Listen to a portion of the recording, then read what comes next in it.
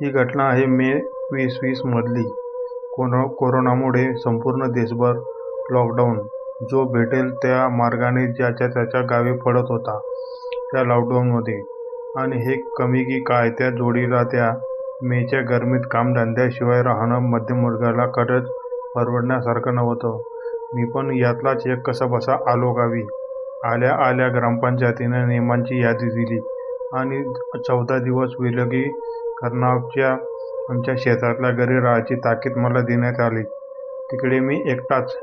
तसं तिथे एकटं राहायचा अनुभव होता मला, पण असं कैद्यासारखं नाही. घरून नाश्ता जेवण सर्व वेळेवर यायचं. नशिबानं मोबाईल नेटवर्कमध्ये साथ दिली होती. दिवसभर मोबाईल लॅपटॉपवर थोडं वर्क फ्रॉम होम आणि जेवण झाल्यावर झोपणं हा दिनक्रम ठरला होता. तिथे माझे लक्ष वेधून घेत होते ते अंगणासमोर त्यांच्या आमराईत दिसणारे रसाळ केसरी तांबूस रंग चढलेले आंबे. पण भीती होती ती तात्याची. जणू तिला जागता 65-70 वयाचा राक्षस माणूस तो. 6 फूट उंच, सावळा रंग, रागीट लाल भडक डोळे, पिळदार मिशा, बंडीवर कब्जा, धोदर, पायात कोल्हापुरी चप्पल, हातात काठी असा पेहराव. अख्खा गाव टरकून असायचा तात्याला. मुलं परदेशी शिकायला गेली होती, तेथे स्थायिक झाली. बायकोच्या मृत्यूनंतर तात्याजवळ उरली ती फक्त ही जंगलातली आमराई. या एकटेपणाला कंटाळून आणि आमराईची मशागत करत राखण करता यावी म्हणून तात्याने गावात राहणं सोडलं आणि या आमराईतील घरी ते गेलं. 8-10 वर्ष राहत होते. हे सर्वजण असताना देखील मला आंब्याचा मोह आवरला नाही. मी ठरवलं की रात्री 12 नंतर तात्या झोपी गेले की आमराईत शिरून आंबे चोरायचे. तसंही तात्या 2 दिवस झाले तरी दिसले नव्हते.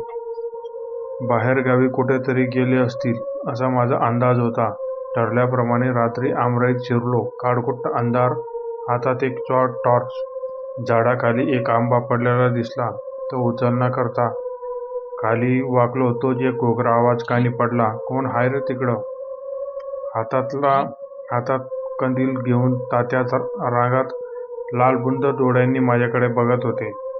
मी लगेच त्यांची माफी मागितली आणि फळ दिसलं म्हणून उचलत होतो अशी सावरासावर केली. तात्यांनी मला ओळखलं. कधी आलास विचारपूसही केली. थांब, तुला थोडं आंबं देतो असं बोलत ते घराकडे वळले. मी आश्चर्याच्या धक्क्यात होतो. एवढा खवीस वृत्तीचा म्हातारा आज विचारपूस करतोय. कदाचित एकटं राहावं लागतं असल्यामुळे स्वभावात बदल झाला असेल असं वाटलं. मी पण आंबे भेटणार म्हणून त्याच्या मागोमाग चालू लागलो. घर येताच तात्या, बाहेरच थांब, आत यायची गरज नाही. माझ्या परवानगीशिवाय यायचंही नाही.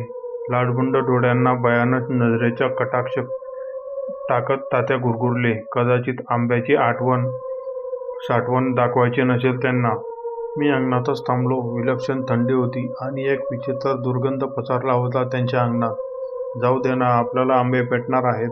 तात्याने अर्धा डझन आंबे दिले. ते घेऊन मी रात्री 1च्या सुमारास घरी आलो.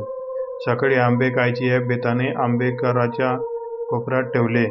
दुसऱ्या दिवशी जेवताना मला त्या आंब्याची आठवण झाली. ते तसे घ्यायला गेलो तर बघतो तर कालचे सर्व रसाळ प्युअर तांबूस आंबे एका रात्रीत काळे पडून त्यावर किडे रेंगाळत होते. मला राहावलं नाही. बाहेर आलो. तात्यांना त्याबाबत विचारणे हेतूने घरी जायचं ठरलं. अंगणात पोचलो. दार उघडं होतं. तात्यांना हाक मारली. काहीच उत्तर आलं नाही. थोडा वेळ बाहेर थांबलो. तात्यांनी बजावलं होतं घरात यायचं नाही. खूप वाट पाहून पण राहावलं नाही. घरातच घाबरतच शिरलो.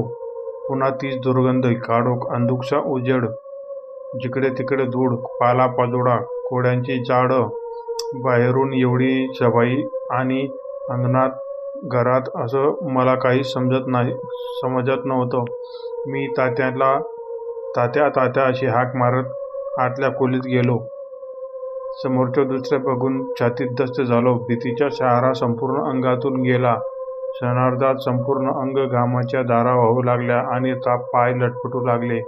समोर तात्या लाकडी खुर्चीत बसले होते.